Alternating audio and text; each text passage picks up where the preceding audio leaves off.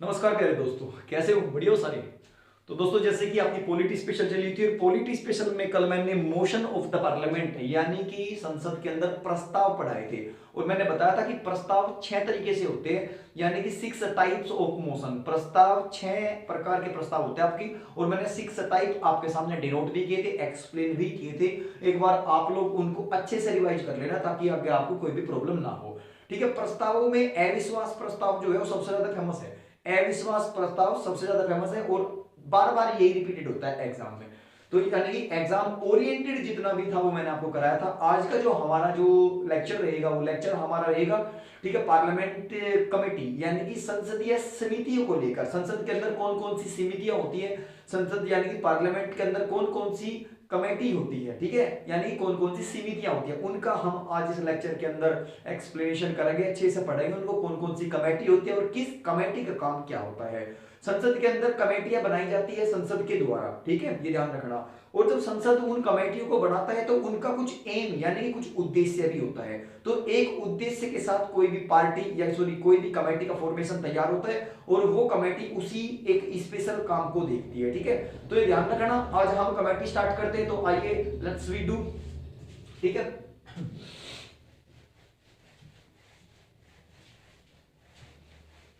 पहला जो भी है आपका वो सारा आप रिवाइज करते रहिए आप टाइम पर, ताकि आप पीछे ना रहो किसी से भी। और भाई मैं बता रहा हूँ जिसका एसएससी सीएचएसएल, एसएससी सीएचएसएल या फिर एयरफोर्स या फिर आपका रेलवे का कोई भी एग्जाम है तो आप यहां से क्रैक कर लोगे, क्योंकि पॉलिटी यूपी स्पेशल यानी कि यूपी के अंदर जितने भी आपके स्टेट लेवल के एग्जाम है, चाहे वो यूपी पीसीएस तक भी हो, आप कवर कर लोगे। इतने अच्छे से पॉलिटी करा रहा हूँ। ये 11th 12th NCERT fully based है, इसमें से कहीं भी क्वेश्चन नहीं बच पाने का आपका। जो चैप्टर्स इंक्लूड नहीं है वो चैप्टर भी मैं डाल रहा हूँ इसमें।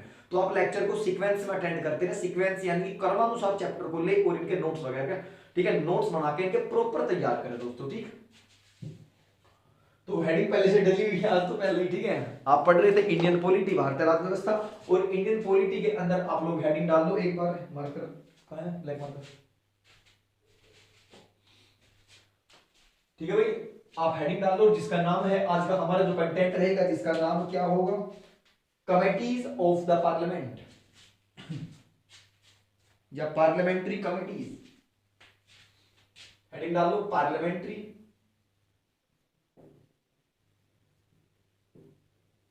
पार्लियामेंट्री कमिटीज, COMMITTEES कमिटीज, ठीक है, सजा दिया बिल्कुल, डेकोरेट कर दिया, ठीक। इसके नीचे लिखो संसदीय समितियां, संसदीय समितियां, ठीक है भाई। आज हम संसद समिति यानी कि पार्लियामेंट की कमेटीज पढ़ेंगे। एक बार आप लोग जल्दी से कमेंट में आ जाओ आज, और कमेंट में आके ये बता दो कि ये कोई दिक्कत तो नहीं। कैमरा एक बार साफ कर देना, बाद में इसका जो लेंस पे धूल जमी है काफी, ठीक है।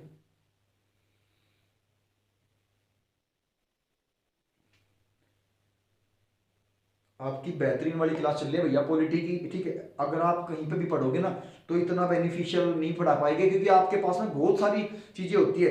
एक भाई का कमेंट आया था कि सर अगर हम यहाँ से सारा पढ़ ले तो हम एग्जाम क्रैक कर लेंगे। मैंने ऐसा नहीं कहा कि आप लोग एग्जाम क्रैक कर लोगे, आपको यहाँ से ये सारी चीजें पढ़नी है, उसके बाद आपको एक बार हल्की सी रीडिंग करनी है अपनी बुक की, अपनी किताब की, जो भी किताब आप पढ़ते हो, जो भी आपका पब्लिकेशन है, किरण पब्लिकेशन हो चाहे लुसेंट पब्लिकेशन हो या फिर आपके एनसीईआरटी हो। एनसीईआरटी तो मैं पढ़ा ही रहा हूँ, टोटल एक पॉइंट भी आपका लेस नहीं कर रहा मैं। तो आप एक छोटी सी बुक्स वगैरह ले सकते हैं कोई भी पॉलिटी की, और यहां से अपने क्वेश्चन अटेम्प्ट कर सके अच्छे तरीके से, ठीक है भाई।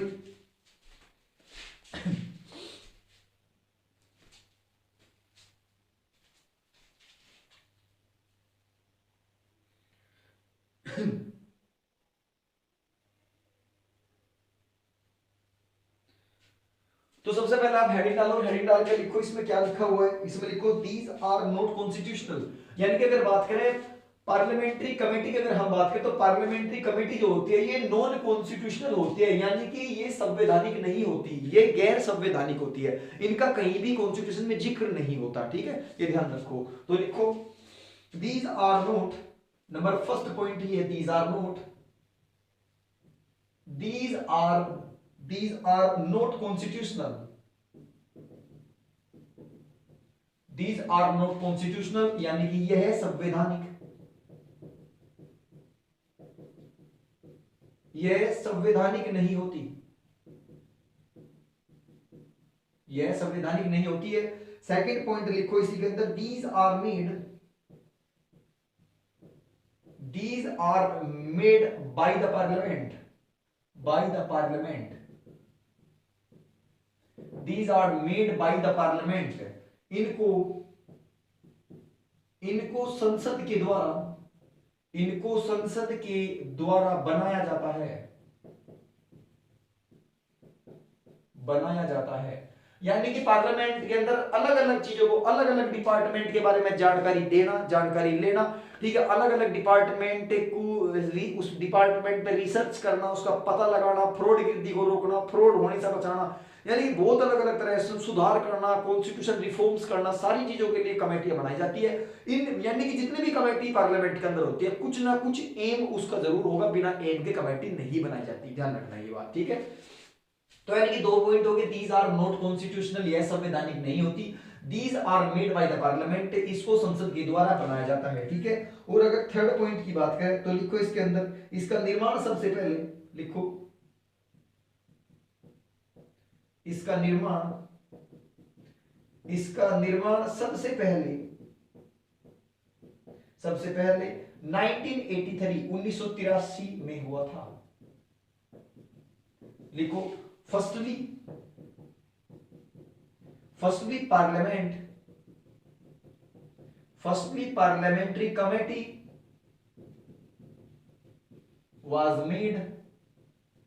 was made in 1983, ठीक है, कर दो।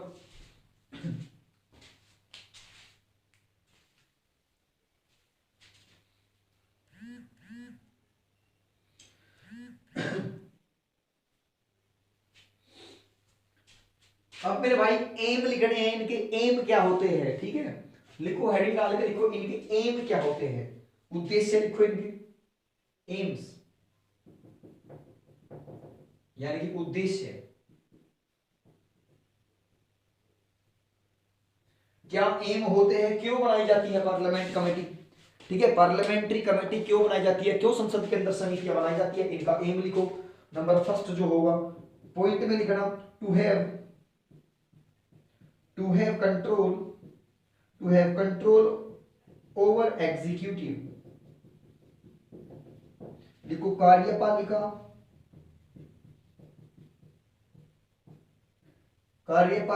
पर नियंत्रण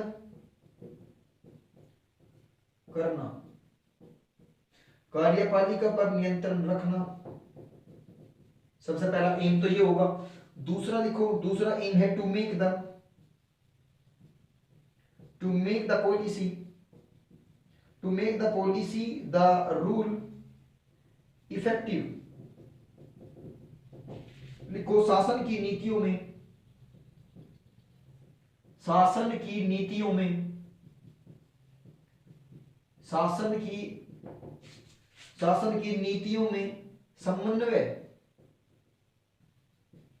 समन्वय स्थापित करना, ठीक है, ये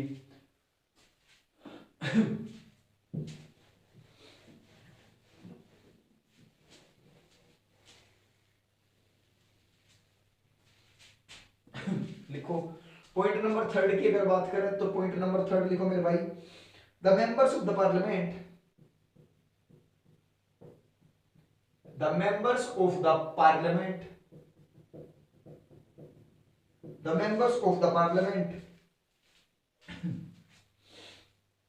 टू ट्रेन संसद के सदस्यों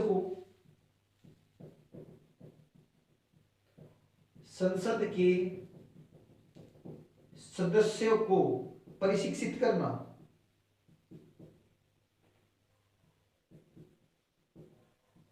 करना, और नंबर फोर्थ एम यानी कि चौथा जो उसका उद्देश्य होता है, लिखो इसमें, to study and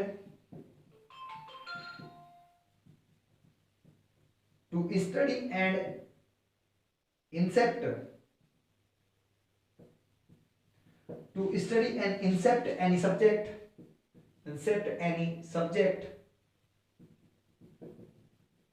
in the parliament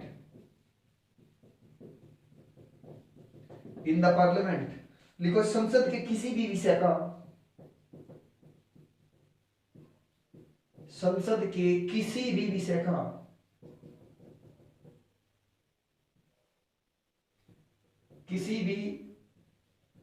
संसद के किसी भी विषय का अध्ययन या निरीक्षण करना। ठीक है, एक एम और है, वो और नोट डाउन कर लो भैया।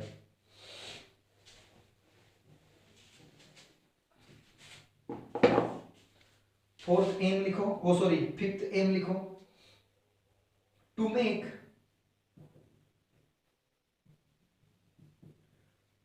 a coordination between rule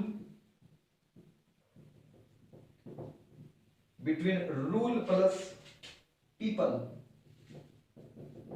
लिखो शासन में लोगों के बीच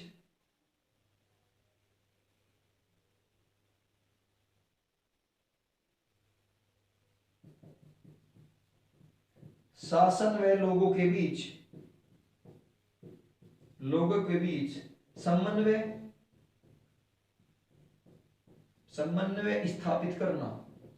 समन्वय क्या होता है सर? समन्वय क्या होता है यानी कि कोऑर्डिनेशन, उनके बीच का जो गैप है, यानी कि जो एडमिनिस्ट्रेशन है, जो शासन है, शासन और हमारे बीच में कि मतलब हम शासन को कितना मानते हैं, कितना डर हमारे अंदर शासन का है।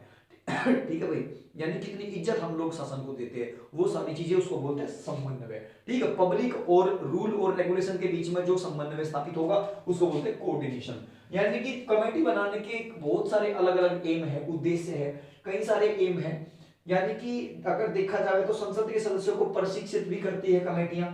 ठीक है, उसके बाद संसद के किसी भी विषय का अध्ययन या निरीक्षण भी करती है, जांच भी करती है। उसके बाद शासन में लोगों के बीच समन्वय स्थापित भी करती है। ठीक है भाई, उसके बाद अगर बात करें तो यहाँ कार्यपालिका पर सीधा नियंत्रण भी करती है। मैंने लिखवाया था to have control over executive. उसके बाद to make the policy of the rule effective, यानी कि शासन की नीतियों को प्रभावी भी बनाती है। तो ये मैंने आपके 5 एम लिखवाए, यानी कि 5 एम्स, यानी कि 5 उद्देश्य लिखवाए। ये उद्देश्य होते हैं पार्लियामेंट्री कमेटी के। तो ये एम हेडिंग डाल के उसके अंदर आपको ये 5 एम लिखने हैं। ठीक है, जल्दी से एक बार कॉपी कर दो।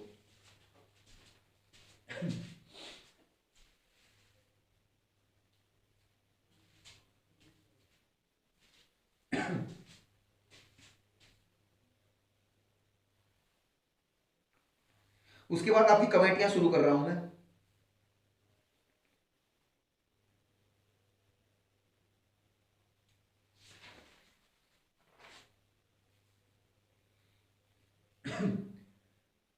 और हेडिंग डाल दो जल्दी से, estimates committee.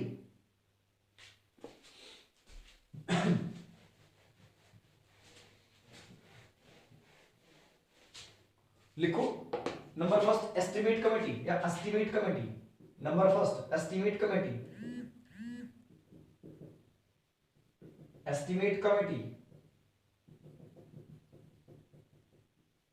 Estimate committee. Estimate committee की अगर बात करें तो इसको हिंदी में बोलते हैं प्राकलन समिति।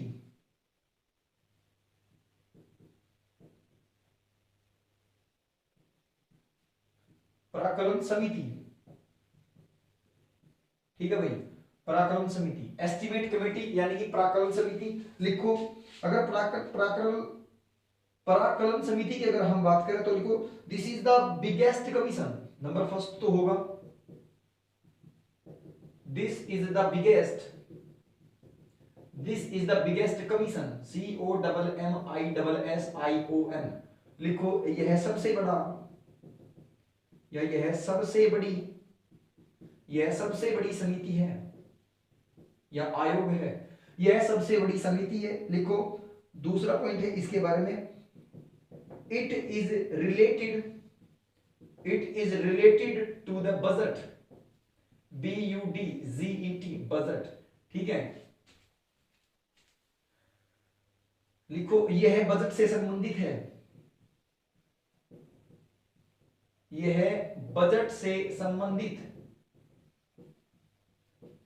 यह बजट से संबंधित है। लिखो there are 30 members, there are 30 members in this committee.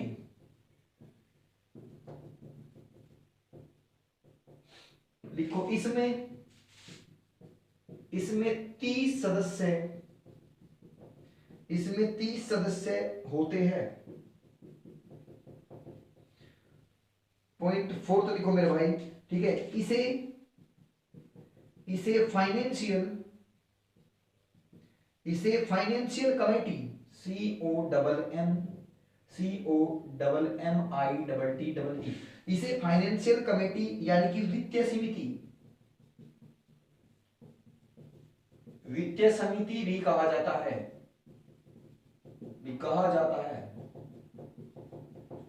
ठीक है मेरे भाई। यानी कि सबसे पहला जो आप कमेटी पढ़ रहे थे, सबसे पहला जो कमीशन आप पढ़ रहे थे, सबसे पहली कमेटी जिसका नाम है एस्टीमेट कमेटी। एस्टीमेट कमेटी को हिंदी में बोलते हैं प्राकलन समिति। प्राकलन समिति की अगर बात करें तो सबसे बड़ी समिति है, लिखा हुआ है this is the biggest commission, यह सबसे बड़ी समिति है। उसके बाद it is related to the budget, यह बजट से संबंधित है, ठीक है। उसके बाद there are 30 members in this committee, इस कमेटी के अंदर, इस समिति के अंदर 30 सदस्य होते हैं, यानी 30 मेंबर्स होते हैं। और इसे फाइनेंशियल कमेटी भी यानी कि वित्तीय समिति भी कहा जाता है, ठीक है। नोट करो जल्दी।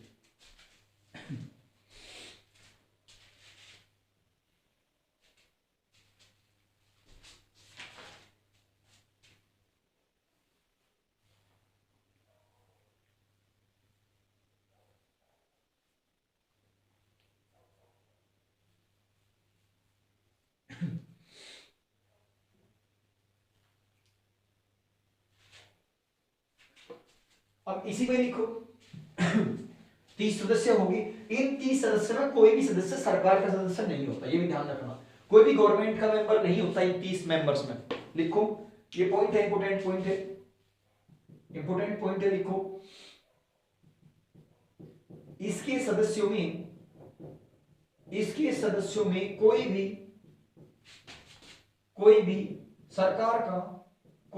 सरकार का सदस्य, कोई भी सरकार का सदस्य नहीं होता।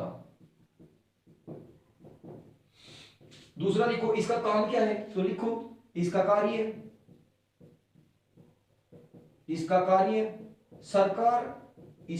सरकार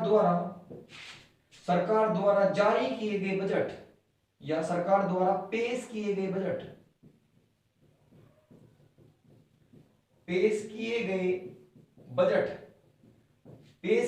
बजट की जांच करना होता है,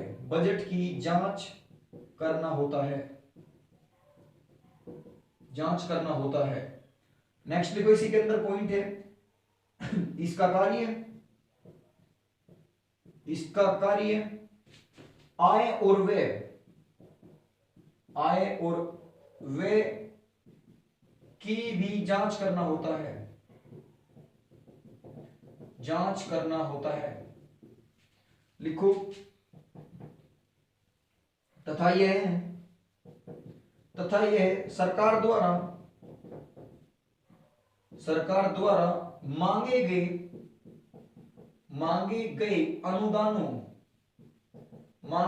अनुदानों की भी जांच करता है,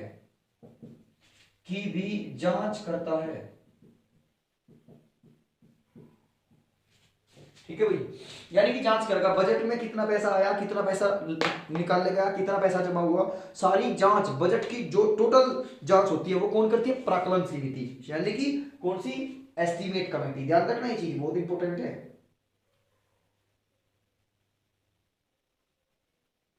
ठीक है भैया।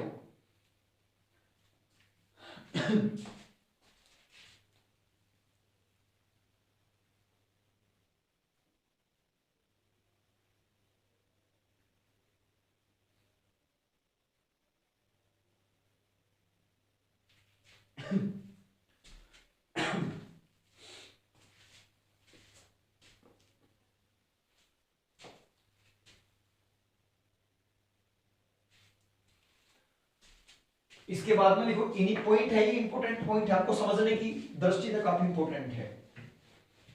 जांच कब करेगी, ये भी तो इंपॉर्टेंट है, जांच करेगी कब, तो लिखो इंपॉर्टेंट है खर्चों के दौरान, एक सेकंड,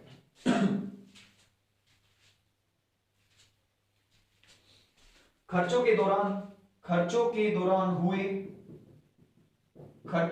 हुए कार्यों की जांच करना, या कार्यों की जांच करेगी। ठीक है, नेक्स्ट देखो इसी के अंदर दूसरा पॉइंट है, जब भी कोई काम होगा और उस काम के लिए पैसा निकालने जाएगा तो पराक्रम समिति उस पर रिसर्च करेगी, उसे देखेगी कि फ्रॉड तो नहीं है, झूठा तो नहीं है, ये सारी चीजें ऐसे ही तो पैसा नहीं निकालने पब्लिक उस पर कॉन्टीजेंसी फंड है और कौन सा कंसोलिडेटेड फंड है। कल दो फंड पढ़ाए थे ना, कौन कौन सा, भारत की संचित निधि और दूसरा भारत की आकस्मिक निधि। भारत की जो संचित निधि है, संचित निधि से पैसा निकालने का अधिकार केवल पार्लियामेंट को है। अगर बात करें संचित निधि को इंग्लिश में बोला जाता है कंसोलिडेटेड फंड, और अगर बात करें दूसरे फंड की तो दूसरी फंडिंग होती है हमारी कॉन्टीजेंसी फंड। कॉन्टीजेंसी फंड का मतलब होता है आकस्मिक निधि। भाई दो बताई, पहले वाली कंसोलिडेटेड फंड संचित निधि केवल और केवल पार्लियामेंट यानी कि संसद ही पैसा निकाल सकती है। उसके बाद कॉन्टीजेंसी यानी कि आकस्मिक निधि से केवल और केवल प्रेसिडेंट यानी कि भारत का राष्ट्रपति पैसा निकाल सकता है। ठीक है, ये दो पढ़ाएगा। तीसरा मैं बताता पब्लिक फंड है, उसको अलग से एक्सप्लेन करूंगा कभी। पब्लिक फंड क्या होता है, पब्लिक फंड में क्या जमा होता है, कितना पैसा जमा है पब्लिक फंड में, सारी चीजें बताऊंगा। ठीक, खर्चों के दौरान हुए कार्यों की जांच करना। और उसके बाद लिखो इसके तो 30 मेंबर होते हैं, लिखो इसके 30 मेंबर, इसके 30 सदस्य, इसके 30 सदस्य लोकसभा से होते हैं।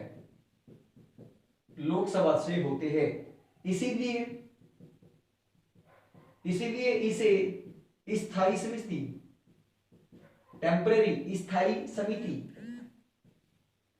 कहा जाता है। ठीक है भाई, करो नोट।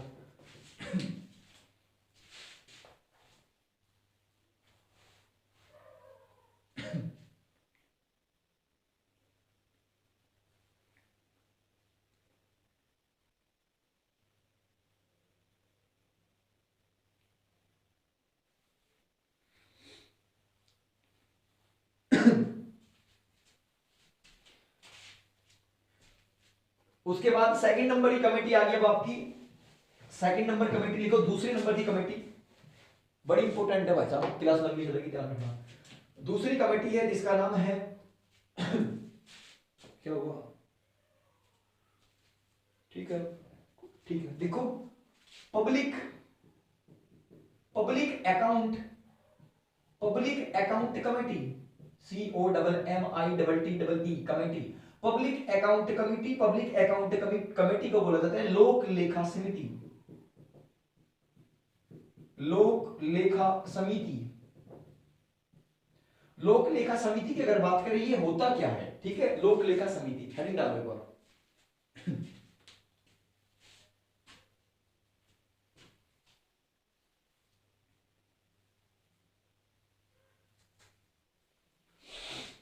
लोक लेखा समिति की अगर बात करें तो लिखो इसमें कुल सदस्य 22 होते हैं, यानी कि टोटल मेंबर्स कितने हो गए, टोटल मेंबर्स कितने हो गए मेरे भाई 22। और इन 22 में से लिखो इसमें से 15 मेंबर्स यानी कि 15 मेंबर्स इन लोकसभा, यानी कि 15 सदस्य लोकसभा से हो गए, लोकसभा से। और अगर बात करें 7 मेंबर्स यानी कि 7 सदस्य, 7 मेंबर्स कहां से होंगे, तो ये होंगे 7 मेंबर्स इन राज्यसभा। ठीक है, यानी कि 7 सदस्य राज्यसभा से होंगे, राज्यसभा से होंगे। ठीक है, अब लिखो इसका काम क्या होता है। सबसे पहले देखो, लिखो कोई दिक्कत नहीं।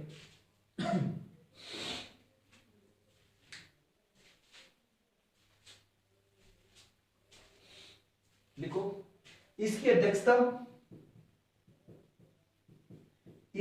अध्यक्षता विपक्ष दल का नेता, विपक्ष दल का नेता करता है। ठीक है, इसकी अध्यक्षता विपक्ष दल का नेता करता है। लिखो कार्य के दौरान हुए खर्चों की जांच करना इसका कार्य है। लिखो यह है C.A.G, यानी कि फुल फॉर्म लिखो कंप्ट्रोलर एंड ऑडिटर जनरल, यानी कि नियंत्रक एवं महालेखा परीक्षक, नियंत्रक एवं महालेखा परीक्षक, गलत हो गया भाई, लिखो नियंत्रक एवं महालेखा परीक्षक। यह है CAG comptroller and auditor general. Comptroller auditor general किसको बोलते हैं? CAG, CAG. और कैग की फुल फॉर्म क्या होती है? कैग की फुल फॉर्म होती है comptroller and auditor general. CAG के अंदर एलडीसी यूडीसी के डिपार्टमेंट ज्यादा आते हैं, ध्यान रखना चाहिए। ठीक, आप लोग जिसकी तैयारी करते हो एसएससी सीएचएसएल, इसी का डिपार्टमेंट माना था, ज्यादातर काम इसी के होते हैं उसमें। तो यानी कि CAG comptroller and auditor general, ठीक है, नियंत्रक एवं महालेखा परीक्षक बोलते हैं इसको। और जो कैग यानी कंप्ट्रोलर एंड ऑडिटर जनरल जो रिपोर्ट पेश करता है उस रिपोर्ट की जांच करती है, ये ध्यान रखना। तो यानी कि नियंत्रक एवं महालेखा परीक्षक द्वारा बनाई गई रिपोर्ट की जांच करने का कार्य करती है। ठीक है, दो कमेटी पढ़ी आपने। नंबर फर्स्ट कमेटी थी जिसका नाम था क्या? एस्टीमेट कमेटी प्राकलन समिति। एस्टीमेट कमेटी प्राकलन समिति, एस्टीमेट कमेटी प्राकलन समिति, एस्टीमेट कमेटी प्राकलन समिति, एस्टीमेट कमेंट करो, estimate committee, estimate committee, estimate committee. ठीक है, ठीक है, ठीक। एस्टीमेट कमेटी प्राकलन समिति काम क्या? सबसे बड़ी समिति थी बजट पे बहस करना, यानी कि बजट के जितना भी बजट में खर्चा हुआ, आमदनी हुई, सबकी जांच करना। किसका काम है? प्राकलन समिति का यानी कि एस्टीमेट कमेटी का। दूसरी कमेटी कौन सी आई?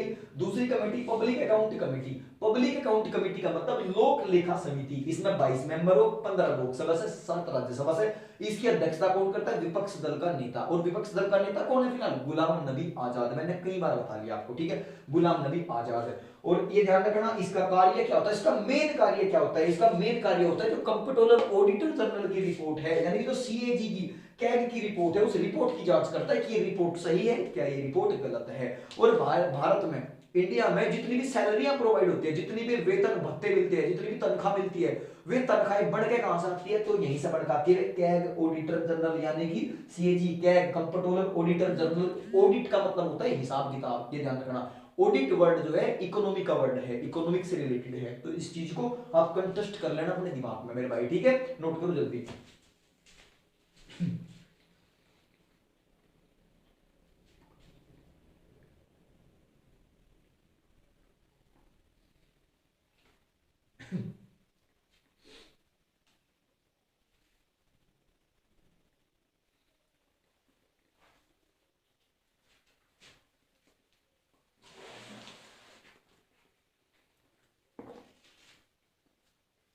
तीसरे नंबर पर आ गया। अब तीसरी कमेटी है, लिखो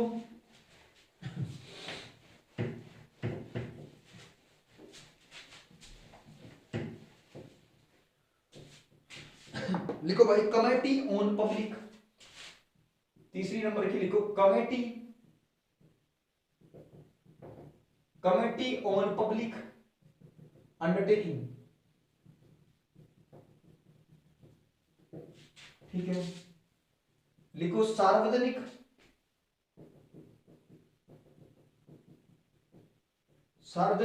उपक्रम की समिति।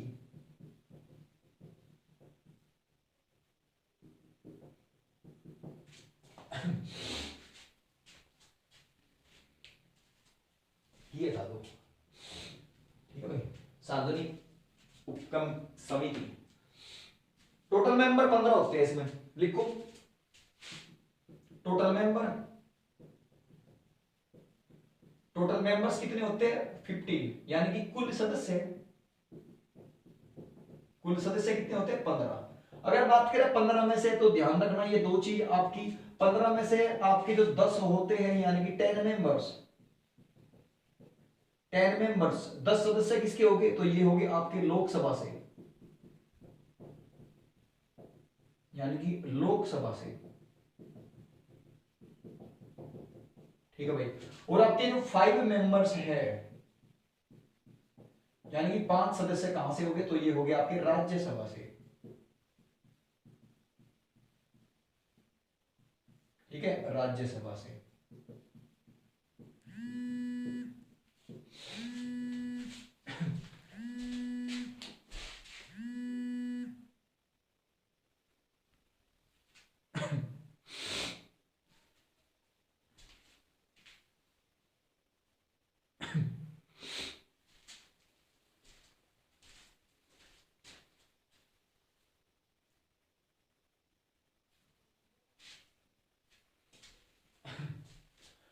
लिखो इसकी अध्यक्षता कौन करता है,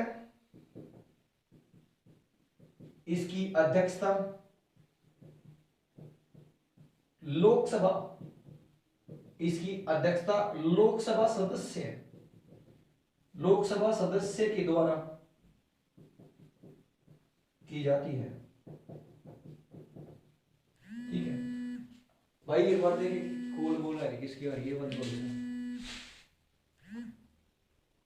मिसअंडरस्टैंडिंग हो रही, फ्लाइट मोड पर डलवाओ फोन। हाँ फ्लाइट मोड लगा दो सर, उसमें भी लगा दे, ठीक है। इसकी अध्यक्षता लोकसभा सदस्य के द्वारा की जाती है। इसका काम क्या होता है, इस कमेटी का काम होता है, लिखो सभी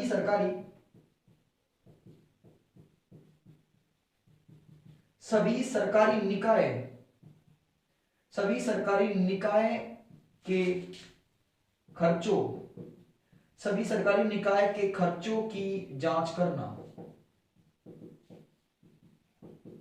सरकारी निकाय को बोलते हैं गवर्नमेंट डिपार्टमेंट। सरकारी निकाय को क्या बोलते हैं, गवर्नमेंट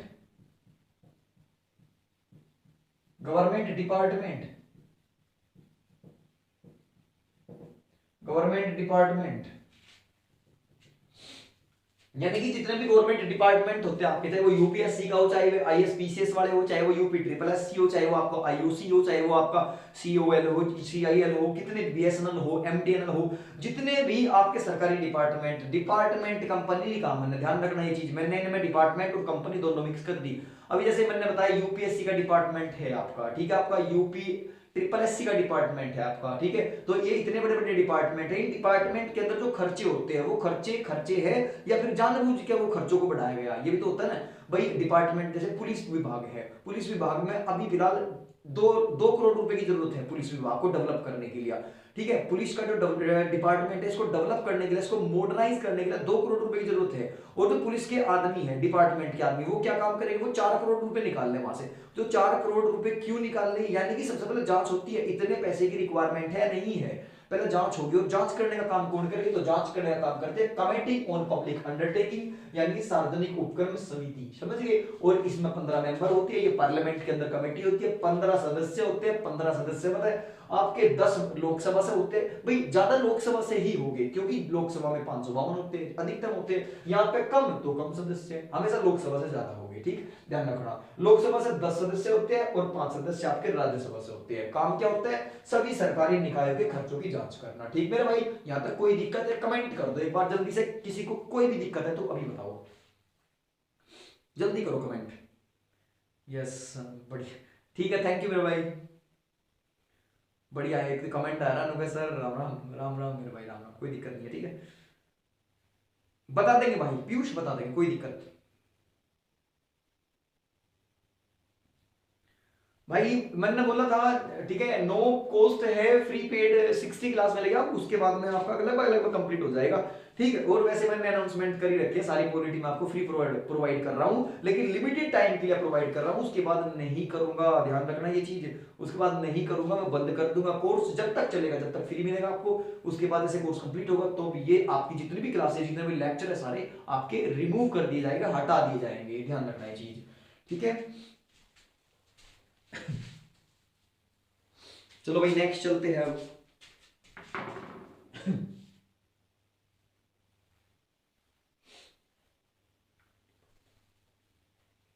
नेक्स्ट लिखो सेलेक्ट, सेलेक्ट कमेटी।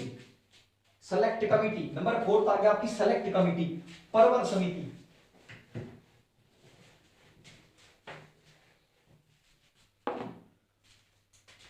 नंबर 4 है आपकी select, SELECT, select committee, COMMITTE, select committee यानी कि परवर समिति,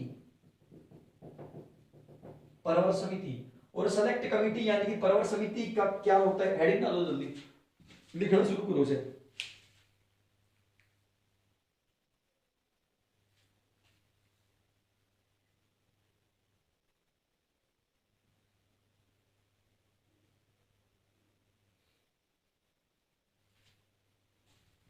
लिखो यह एक अस्थायी समिति होती है, यह एक अस्थायी, यह एक अस्थायी समिति होती है, यह एक अस्थायी समिति होती है। लिखो इसका निर्माण, इसका निर्माण अलग अलग,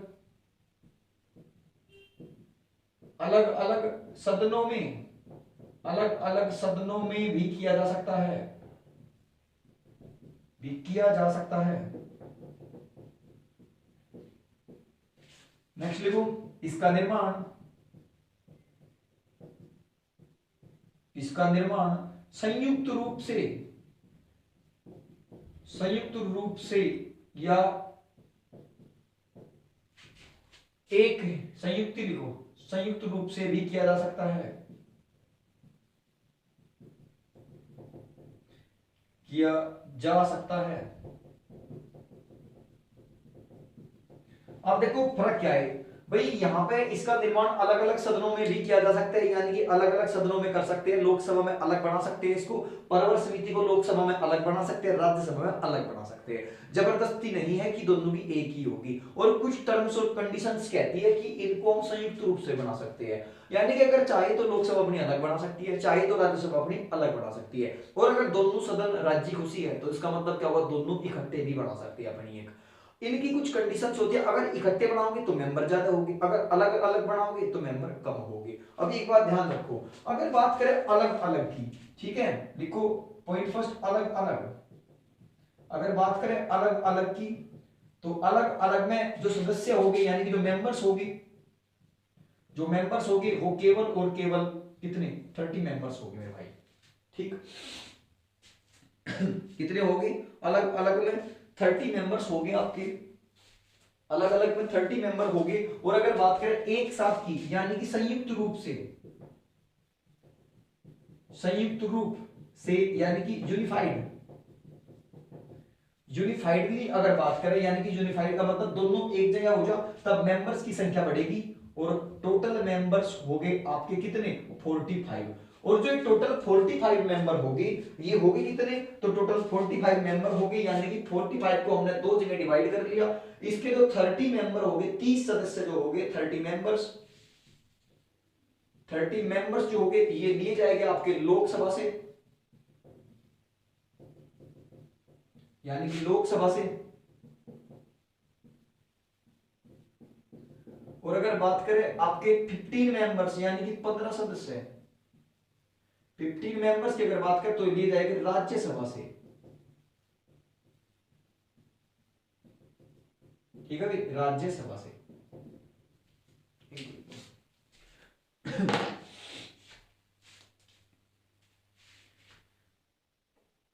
इसका काम लिखो, इसका काम क्या होता है,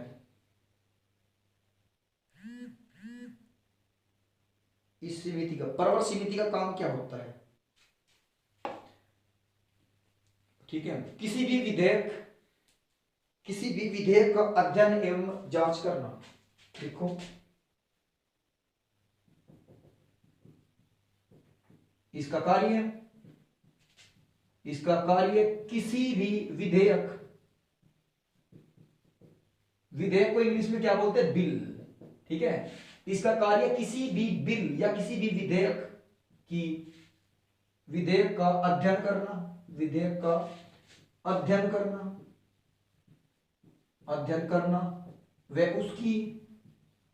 उसकी जांच करना होता है। ठीक है भाई, to confirmation of any bill in the parliament. कौन? सेलेक्ट कमिटी, यानी कि सेलेक्ट कमिटी चौथे नंबर की है, परवर समिति। काम क्या होगा? जितने भी बिल्स आपके पारित होते हैं संसद में, यानी कि संसद के अंदर जो भी विधेयक पारित होगा, जो भी विधेयक उठाया जाएगा, जो भी बिल बनेगा, ठीक है, उस बिल पे क्या करेगी? जांच करेगी। उस बिल को तरीके से पढ़ेगी, कहां गलत है कहां सही है, और उसके बाद उसकी जांच करेगी। समझ रहे? ये ध्यान रखना। आज के टाइम में क्या होता है क्या नहीं, वो एक अलग इश्यू है, लेकिन आपको कॉन्स्टिट्यूशन के तरीके से ही पढ़ना है। ठीक है, करो।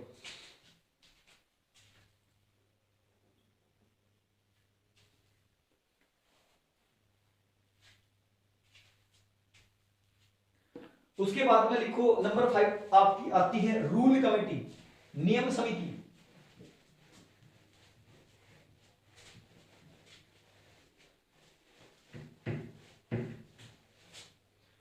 उसके बाद लिखो रूल कमेटी, नंबर 5 आ गई आपकी रूल कमेटी।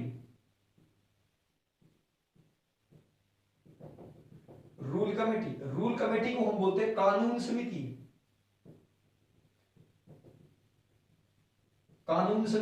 और रूल कमेटी यानी कि कानून समिति होती क्या है? तो लिखो यह भी एक अस्थाई कमेटी होती है या समिति होती है। समिति लिखो, यह भी एक अस्थाई समिति होती है। दूसरा लिखो इसका कार्य बनाए गए नियम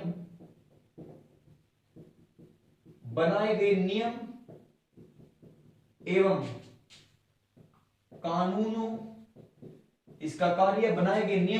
कानूनों की जांच करना होता है। अब हो गया क्या कि अगर कोई रूल बना दिया और वो रूल फॉलो ही ना हो, उसको कौन बताएगा रूल फॉलो हो रहा है या नहीं हो रहा है? उसको एक कमेटी होती है जिसका नाम है रूल कमेटी। यही देखती है, यही अपना दृष्टिकोण बनाती है, कहां पर रूल फॉलो हो रहे हैं, कहां पर रूल फॉलो नहीं हो रही। ठीक है, ये सारी चीजें कौन बताएगी? ये सारी चीजें रूल कमेटी का काम होता है। रूल कमेटी यानी कि नियम या कानून समिति बताती है, और ये भी एक अस्थायी समिति है। ठीक है, अस्थायी समिति है, उसका कार्य बनाए गए कानून एवं नियमों की जांच करना होता है। ठीक है, नोट करो जल्दी।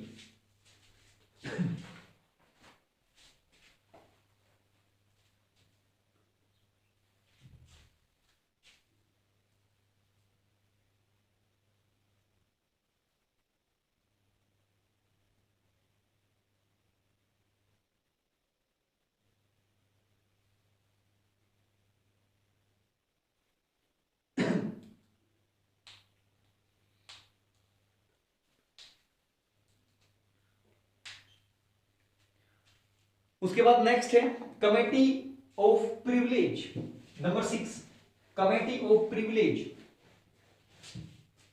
हिंदी इंग्लिश दोनों पढ़ रहे, मजा आ रहा है, कोई दिक्कत नोट्स बनाओ। ठीक है, कौन से नंबर? 6 नंबर की आ गई। ठीक है, लिखो कमेटी ऑन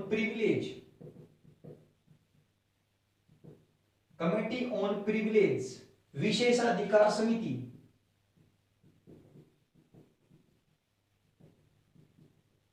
विशेषाधिकार समिति की अगर बात करें तो लिखो इसके अंदर विशेषाधिकार समिति।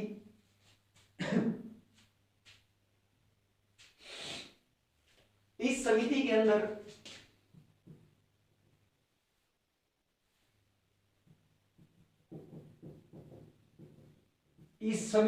अंदर लोकसभा अध्यक्ष द्वारा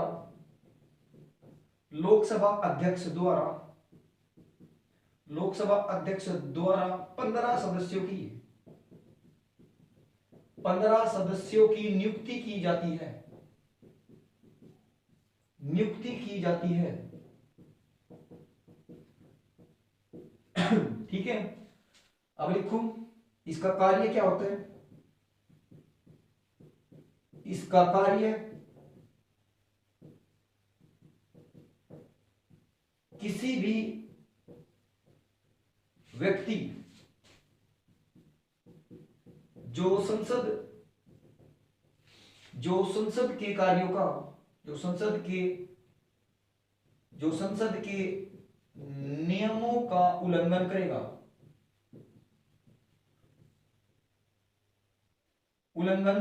जो संसद के नियमों का उल्लंघन करेगा।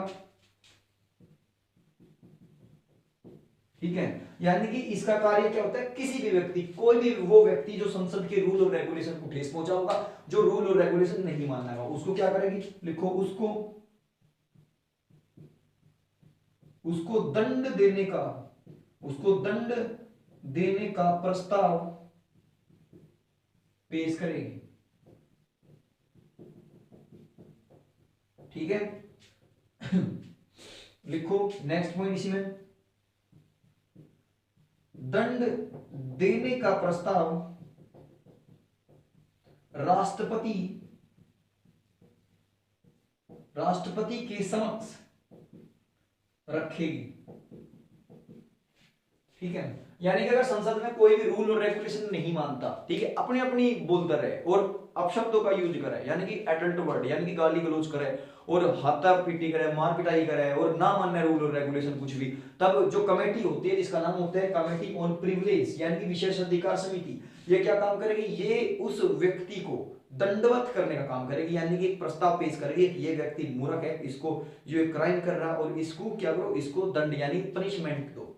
ठीक, और सिफारिश किससे करेगी, सिफारिश करेगी प्रेसिडेंट यानी कि भारत के राष्ट्रपति से सिफारिश करेगी। ठीक है भाई, करो नोट।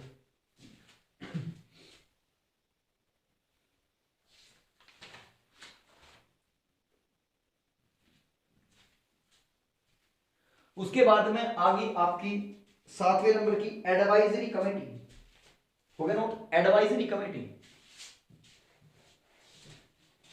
सारी कंप्लीट होगी बस।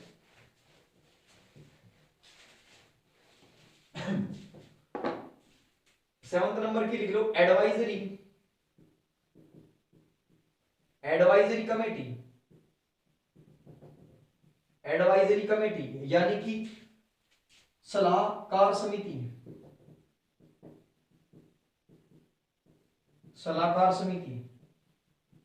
पानी पिला दो, ठीक है, 1 सेकंड में पानी पी लो, ठीक है।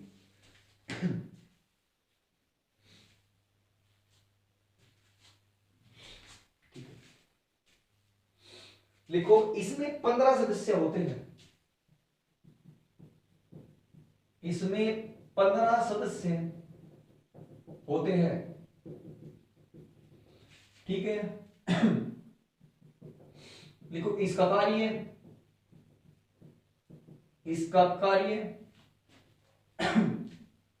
सलाह या सुझाव देना होता है। ठीक है, 3rd पॉइंट लिखो इसकी अध्यक्षता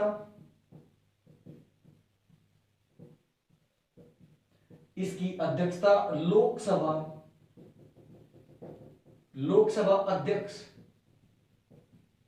इसकी अध्यक्षता लोकसभा अध्यक्ष के द्वारा की जाती है। और अगर मैं हाल ही में प्रेजेंट टाइम में आपसे पूछूं लोकसभा स्पीकर यानी कि लोकसभा अध्यक्ष कौन है, ओम बिड़ला, ध्यान रखना ये भी चीज। ठीक है, ओम बिड़ला है लोकसभा अध्यक्ष। तो आपने 7 प्रकार की कमेटी पढ़ी, संसद की कमेटियां, संसद की समितियां पढ़ी आपने, 7 टाइप्स की, कौन कौन सी कमेटी होती है, किस कमेटी का काम है, यानी किस कमेटी का एम क्या होता है, किस कमेटी में कितने मेंबर होते हैं और कितने मेंबर लोकसभा के होंगे, कितने मेंबर लोकसभा के और राज्यसभा के होते हैं, ठीक है। उनकी अध्यक्षता कौन करता है, समझिए चेयरमैनशिप जो होती है वो किसके पास होती है, उनका काम यानी कि एम क्या होता है, और बनाता कौन है, पार्लियामेंट बनाता है अपनी कमेटियों को। और क्यों बनाता है मैंने बताया था, जांच, सबका काम जांच करना है। कमेटी क्या करती है, जांच करती है, कमेटी जांच करती है मेरे भाई, यहां तक कोई दिक्कत नहीं किसी को। तो एक बार रिवाइज करो तो सारी की सारी कमेटियां जो आपने पढ़ी। सबसे पहले अगर बात करें तो एस्टीमेट कमेटी, एस्टीमेट कमेटी का मतलब था प्राकलन समिति। उसके बाद दूसरी थी आपकी पब्लिक अकाउंट कमेटी, लोक लेखा समिति। और तीसरी थी आपकी कमेटी ऑन पब्लिक अंडरटेकिंग, सार्वजनिक उपक्रम समिति। चौथी थी आपकी सेलेक्ट कमेटी, परवर समिति। और पांचवी थी रूल कमेटी, कानून समिति। और सिक्स थी आपकी कमेटी ऑन प्रिविलेज, विशेषाधिकार समिति। और आपकी सातवीं जो थी जिसका नाम था एडवाइजरी कमेटी, यानी कि सलाहकार समिति, ठीक है। ये आपने 7 कमेटी पढ़ी, ये सारी कमेटियां खत्म हो चुकी है। आज का जो लेक्चर था काम फिनिश, ठीक है। और कल हम क्या पढ़ेंगे वो मैं आपको बता दूं, एक बार पहले ही बता दूं आपको, कल हम क्या करेंगे। कल हम पढ़ेंगे जुडिशरी ऑफ यूनियन, संघ की न्यायपालिका, ठीक है। जुडिशरी ऑफ यूनियन यानी कि संघ की न्यायपालिका हम कल कंप्लीट करेंगे, ठीक है दोस्तों। यूनियन जुडिशरी, संघ की कार्यपालिका के अनुसार, संघ की न्यायपालिका के अंदर आप लोग court, supreme court, high court, इन सबको पढ़ोगे, ठीक है, ध्यान रखना।